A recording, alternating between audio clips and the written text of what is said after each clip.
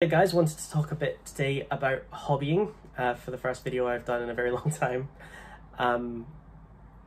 So hobbying, I've been getting into Necrons recently. I haven't moved away from Tyranids. I've just acquired a second army of Necrons, which I did by buying one from a friend. And obviously, aside from buying my own models, I've been stripping paint off of their models to paint them in my own colour scheme. And what I want to talk about today is stripping paint, and specifically why I moved from the product Dettol to a different product, which is hexyl isopropyl alcohol. So if you've already done that, this video is irrelevant, feel free to turn it off. If you haven't, however, and you still use Dettol or you use another product, I'm going to kind of try and sell you on the virtues of hexyl. So let's talk about Dettol and why I used that previously.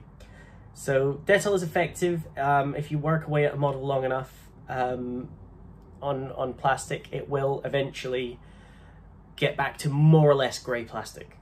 Certainly well enough that you can very easily just spray over it with primer and start again.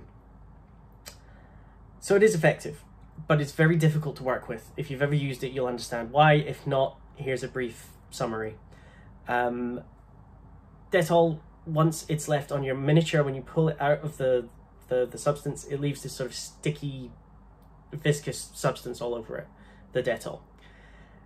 Once you've scrubbed this off and the paint, and it will usually take a few goes through, and once you've fully scrubbed it off, you cannot let it touch water, because as soon as it touches water, it reacts in a very strange way and creates this film that is not going to ruin your mini, but it's going to mean you have to strip it all over again.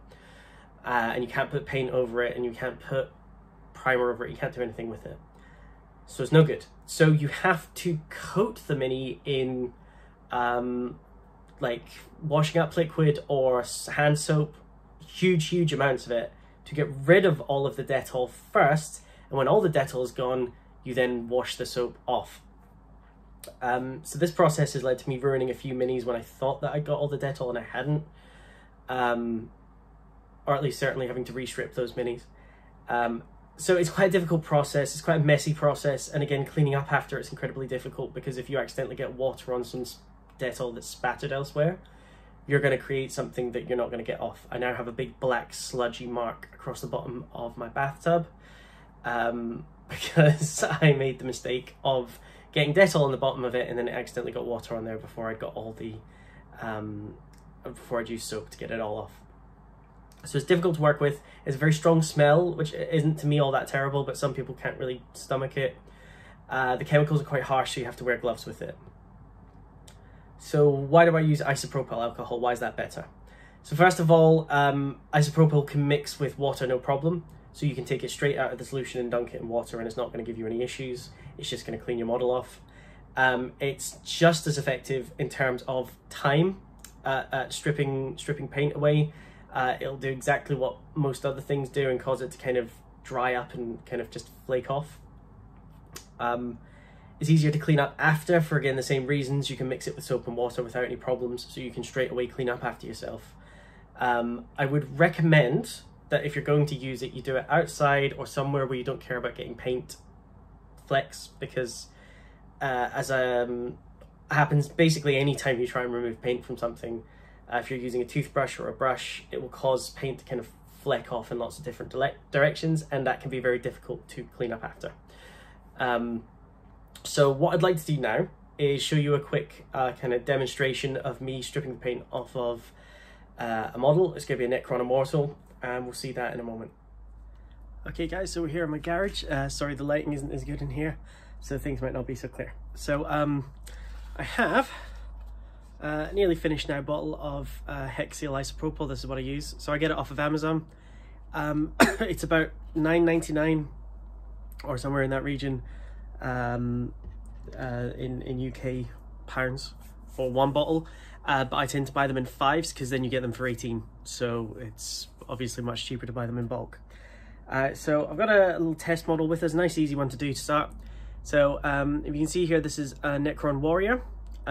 Painted in I forget which dynasty, but not the Sartek dynasty that I want to paint it in. So I've poured some of the hex seal into one of these little Tupperwares. I suggest that you can get these from pretty much anywhere, local supermarkets. And what I like about these ones, just gonna pop them in, is obviously they come with a lid. So I stick the lid on, and then I can kind of keep it in a sort of watertight container just in case it falls over, so you don't have any paint liquid flowing all over the place, and you can give it a little bit of a shake without too much problem. So we're going to leave him in here for a couple of hours and then I'm going to come back and give him a scrub and see what we do. Most of the time I like to give them get them out, give them a scrub, put them back in, because then the layer that I've exposed then gets exposed to the isopropyl. But it depends how thick the paint went on in the first place. And it usually needs more than one going over if it's metallic, because metallics don't flake off like enamel does. They tend to kind of melt and seep into the water, so sometimes, the alcohol rather, so sometimes you need to replace the alcohol. Okay, so we'll see how it goes in a couple of hours. So things got a bit busy yesterday, and we're actually 24 hours ahead now. So this bad boy's been soaking for 24 hours, so we're going to see what kind of effect it's had, if we have to put it back in or not. Just to kind of show you my tools, I have old knackered toothbrush. I have a very old knackered GW brush that's got incredibly stiff bristles, which is good for getting into the smaller parts. And sometimes I use this one for a bit more of a, again, very stiff bristled thing. So let's have a look.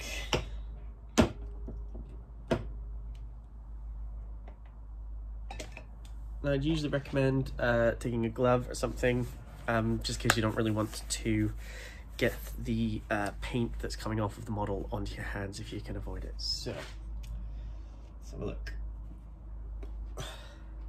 So I'm going to try not to scrub it too close to the camera, so I'm kind of scrubbing off camera. Be assured I'm not trying any magical tricks or anything. With editing, I just don't want to splatter paint onto my camera. Now I'm going to try and leave the stuff from the base in working order so that I don't have to redo the base. It's kind of spongy and wet and could be removed at this point, but I like the base, so I don't want to remove it. And if I leave it for long enough, it will just dry back and be normal again, which is what we want.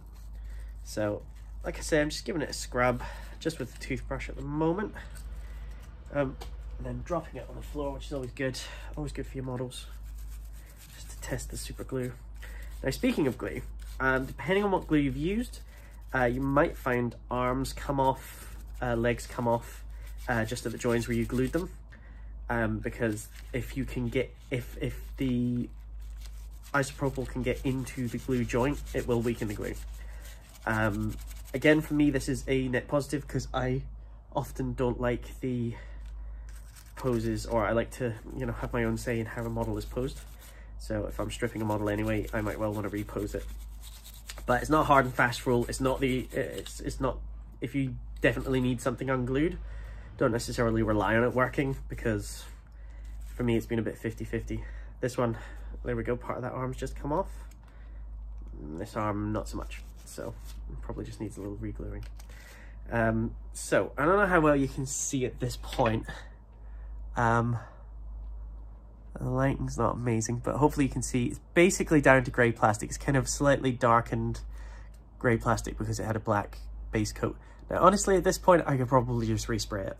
However, there's a few things I want to do.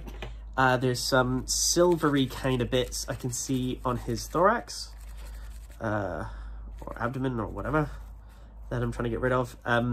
Metallics are a pain anyway to deal with, and if you're trying to strip them off, you really want to, you don't want to leave them in there, because they can kind of make it through the primer sometimes if you've left a little bit. So sometimes I've been a bit lazy and just, instead of stripping the model, just gone straight to spraying primer over it and going from there. And if you need a quick, easy solution, it'll work. But you'll find some metallic shining through and you're kind of having to paint over those. It's not terrible, but it's just not an ideal solution. Okay, so that's basically done. Again, I'll probably just give him a wash off in some water. But he's basically, like I say, down to grey plastic now.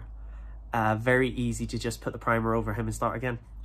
And he's done. Now, if you're looking at it and you're like, it was still a little bit darker than the sort of original grey plastic and whatnot, and you really want it back to the original state, just put it back in the isopropyl alcohol or maybe refill it and give it another go. And then you'll get there. So I'm just going to give him a wash off, and then he'll be ready to reprime and repaint. So that's it, guys. Thanks for watching.